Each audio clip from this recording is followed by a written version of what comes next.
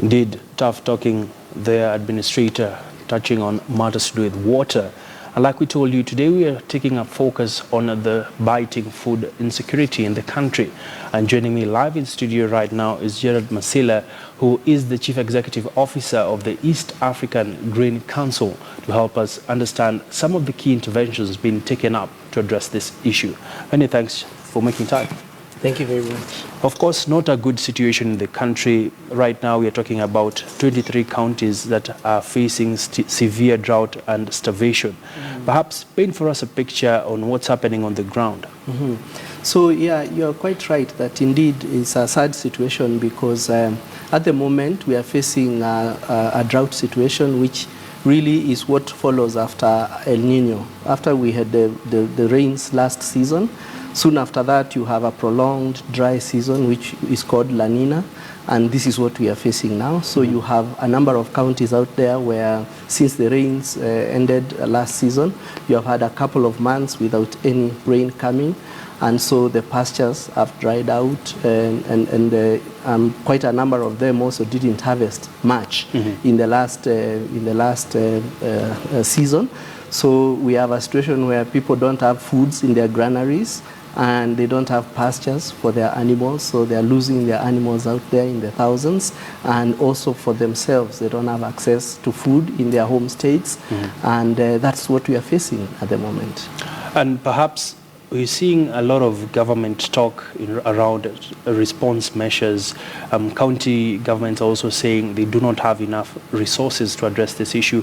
Do you know the exact number of Kenyans facing starvation at the moment? So we, I think, have been given some official statistics from ministry, and they were saying something like 1.3 to 1.5 million Kenyans in real dire need, and these have been mapped out, and we believe that there are measures that have been put in place by the relevant ministries to go out there and offer relief or food aid support to these particular communities. But I think that the situation might be much bigger than that. The reason being that when you have a situation where at home, in your homestead, you don't have the food, and when you go to the market out there to try and get food, there's also nothing in the market that you can buy in form of grains and cereals. I think that makes now the situation much more worse. That's quite ironical because we know of farmers who have strategic reserves at their granaries, and also the National Cereals and Produce Board already disclosed that they had a surplus in terms of the maize bags in their silos. Perhaps where is the missing link? We have food sometimes that is even rotting in the farms. We have food stored, and yet we have 1.3 million Kenyans that are facing starvation. Yeah, it's a situation here where we would call sort of the classical market failures. When you have a situation where the market systems were from production, going through trade, supplying to the markets where consumers can go and buy, when that whole system falls apart, this is what you now get to see, which is what is going on, where movement of the food from the farms where you have the good rains that took place and there's some stocks, and not being able to sort of be moved through trade, through traders, through transportation and all that to the various markets that would require this food. And this happens because of a number of reasons. One is if you don't have a good system where if I want to buy, say I'm a trader of grain, and I want to access grain to be able to move, say, from Kitale to some markets in Mwingi or in Garissa or some of these places, when you don't have a good system that can tell you where is the grain, who has it, what quality is it, has it been checked for safety, and so on and so forth. When those systems are not in place, that is what you get to find, and that's what we are facing now. Interesting analogy there, Makau. So what's the way out of this? Because the crisis continues and we are yet to see sufficient interventions coming through. So there are many solutions that we can look at as a country. And indeed, we know that the government has also been making efforts to address the situation and ensure that food is available in the whole country, because you're looking at the whole country and ensuring that homesteads and communities all over are able to find food. So at the beginning point is looking at the various parts of this country. We have areas that have got a lot more rainfall and other areas that don't have a lot of rainfall, the arid and semi-arid lands.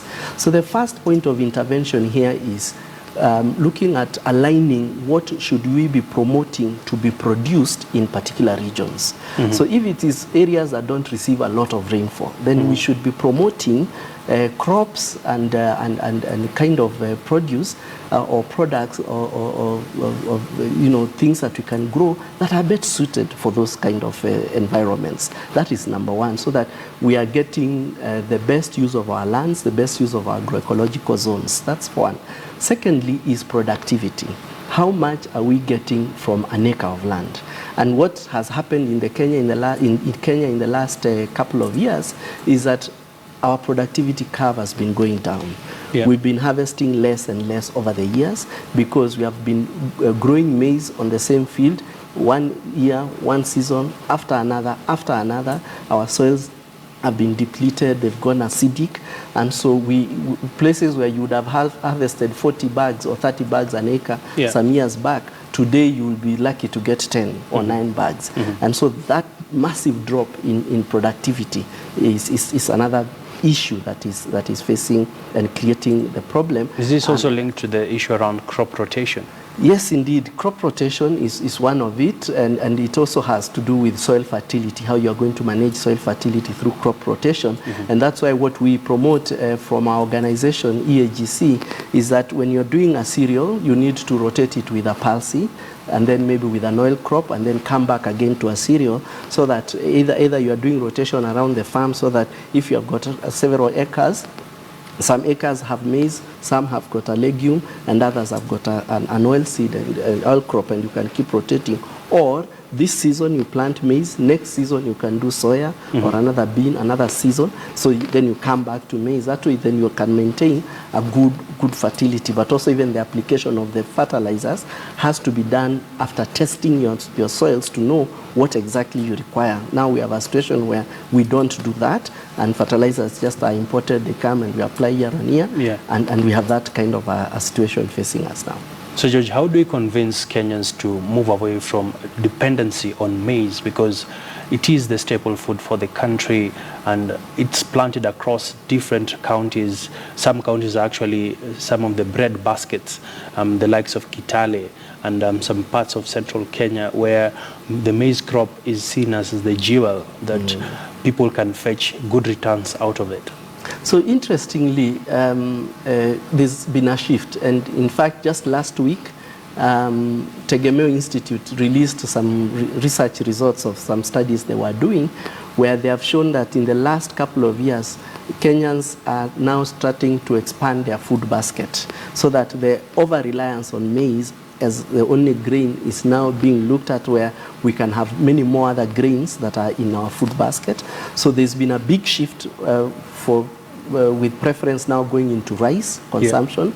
Also there's a shift into wheat consumption, I think because also some Kenyans are getting more affluent, so they're able to afford a lot more wheat-based products. So there's that shift that in terms of the selection, the preference, there's more consumption of a wider range of grains.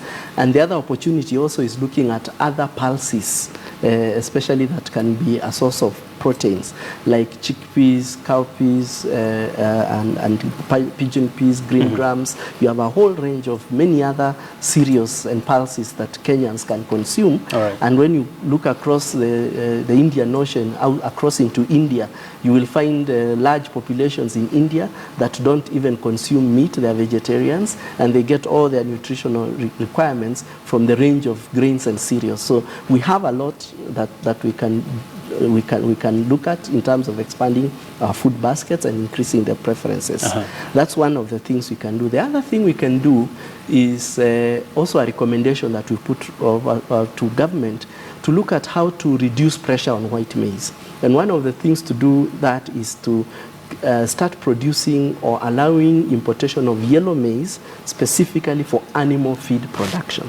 Because at the moment, the maize that we produce is consumed by people, but the same maize goes to make animal feeds that have to feed the chicken, have to feed the dairy cows, have to feed the pigs, have to feed all the other. So then the burden therefore on maize becomes so high. Right. So if we would then shift and have yellow maize specifically for animal feeds, that would mean there will be a lot more white maize available for human food consumption, and will improve the whole value chain for livestock, because milk will go cheaper, eggs will go cheaper, chicken will go cheaper, because we can produce it cheaper when we have cheaper animal feeds. Interesting. And maybe before I let you go, Masila, Kenya imports 90% of rice, 70% of wheat, 20% of maize, and analysts are also saying food production has been increasing. But why is there still this mismatch where we are still importing quite a lot? So the reason why we are in this kind of a situation is because we have not exploited our potentials in this country. Starting with rice production, we have a huge potential to produce rice in this country, both the flood irrigation, and also we can adopt the upland rice, Nerica rice, that has been recently developed. Countries like Uganda have adopted, and they're producing a lot of rice. We have a lot that we can do because we have water. Look at Athi River, look at Tana River, look at all these rivers and all these situations. If we can provide water through canals, through furrows to farmlands, existing farmlands, we can increase our production for rice.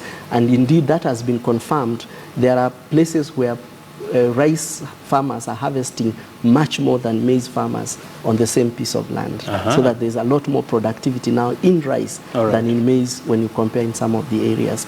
So that's one of the things that our productivity has, or rather our potential, we haven't yet hit our potential, both in rice, in wheat, and also promoting other cereals that grow in the arid and semi-arid areas like sorghum, millet, soya, and several others. So the potential is there. As a country, we can do it, and we should do it to address these issues. Perfect place to end the conversation.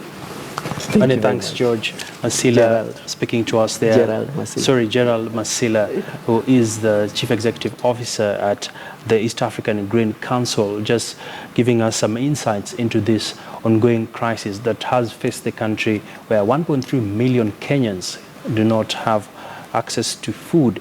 And that actually forms the basis of our Twitter poll, where today we're asking you, how do you think Kenya can best address the food security crisis in the country?